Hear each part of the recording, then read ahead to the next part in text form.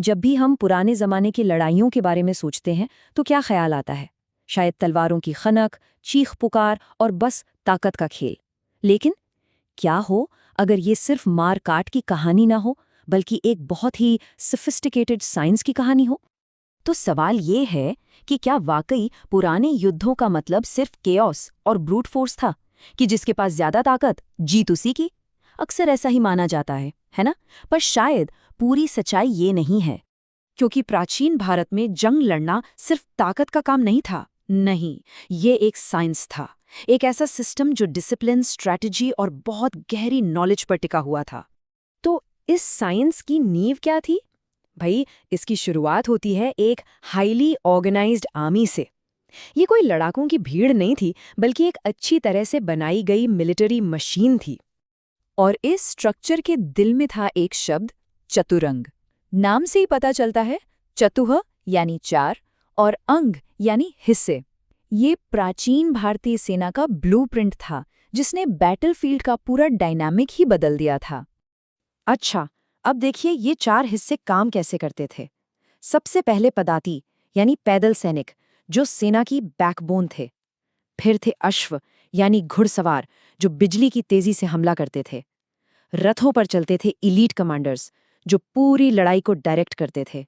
और आखिर में गज यानी विशालकाय हाथी, जो किसी लिविंग टैंक की तरह दुश्मन की लाइनों को तहस नहस कर देते थे।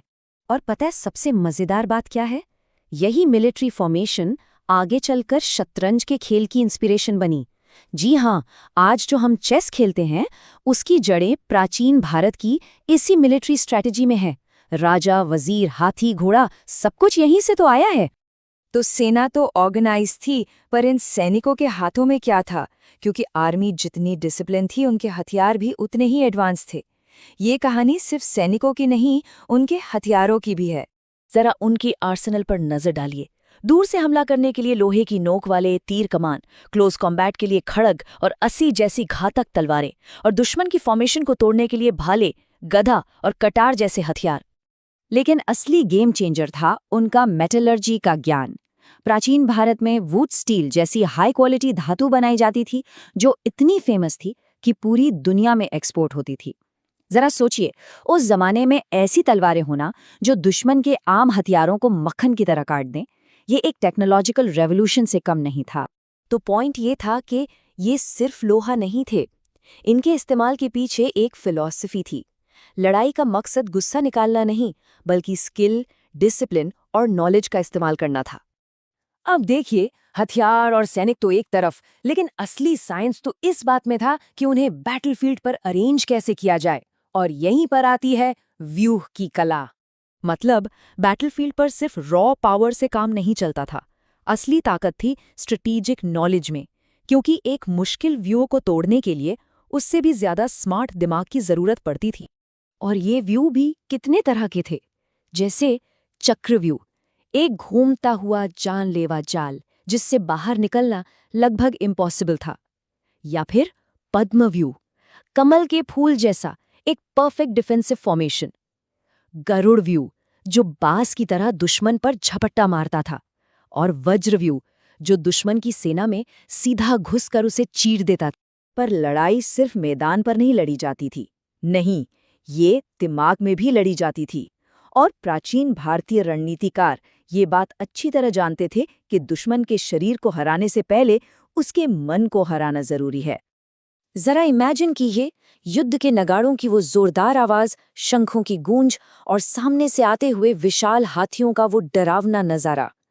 ये सब साइकोलॉजिकल वॉरफेयर की टूल्स थे, जो दुश्मन का मोराल तोड़ने के लिए इस्तेमाल किए जाते थे। कई बार तो लड़ाई शुरू होने से पहले ही जीती जा चुकी होती थी। अब हम इस साइंस की सबसे गहरी लेयर में उतरते हैं। वो सोच, वो माइंड जो इस पूरी मिलिट्री मशीन को चला रहा था। ये सिर्फ टैक्टिक्स नहीं थी, बल्कि स्टेटक्राफ्ट और एथिक्स का एक कॉम्प्लेक्स मिक्स था।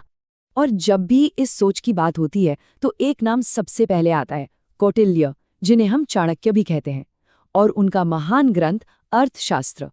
ये सिर्फ एक किताब नहीं, बल्कि स्टेटक्राफ्ट और मिलिट्री स्ट्रैटेजी का एक ऐसा इंसाइक्लोपीडिया है जो आज भी रेलेवेंट है। कौटिल्य की सोच बहुत प्रैक्टिकल थी।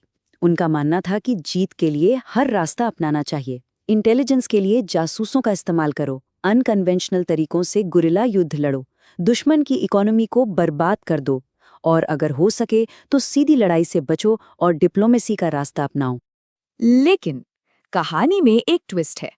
कौटिल्य की इस हार्डकोर प्रैक्टिकल सोच के साथ साथ एक और पावरफुल आइडिया मौजूद था, और वो था युद्ध की नैतिकता का विचार। इसे कहते थे धर्म युद्ध, यानी एक ऐसा युद्ध जो धर्म और न्याय के लिए लड़ा जाए। ये एक मॉरल कोड था जो एक योद्धा के बिहेवियर को कंट्रोल करता था कि उसे क्या करना चाहिए और क्या नहीं। और इसके नियम बिल्कुल साफ थे। किसी निहत्थे सैनिक पर हमला नहीं करना, सूरज ढलने के बाद लड़ाई बंद, आम नागरिकों को कोई नुकसान नहीं पहुंचाना और अगर दुश्मन सरेंडर कर दे तो उसे सम्मान देना। ये कौटिल्य की रणनीतियों से बिल्कुल अलग एक आइडियलिस्टिक अप्रोच थी। तो इससे एक बात तो साफ हो जाती है, प्राचीन भारत की युद्ध कला सिर्फ विनाश और तबाही के बारे में नहीं थी। नहीं, ये स्ट्रैटेजी, बैलेंस, डिसिप्लिन और विजडम का एक कमाल का संगम थी। व्यू रचना से लेकर वुड स्टील तक और अर्थशास्त्र की कूटनीति से लेकर धर्म युद्ध के आदर्शों तक, ये एक ऐसा कंप्लीट सिस्टम था जो अपने वक्त से सदियों आगे था। ये सिर्फ ये नहीं सिखाता था कि लड़ना कैसे है, बल्कि ये भी सिखाता था कि कब और क्यों लड़ना है। और ये आज हमें एक बहुत गहरे सवाल पर सोचने के लिए मजबूर करता है, हम उस वॉरियर कोड से क्या सीख सकते हैं जहां जीत से ज्यादा इंपॉर्टेंस विजडम और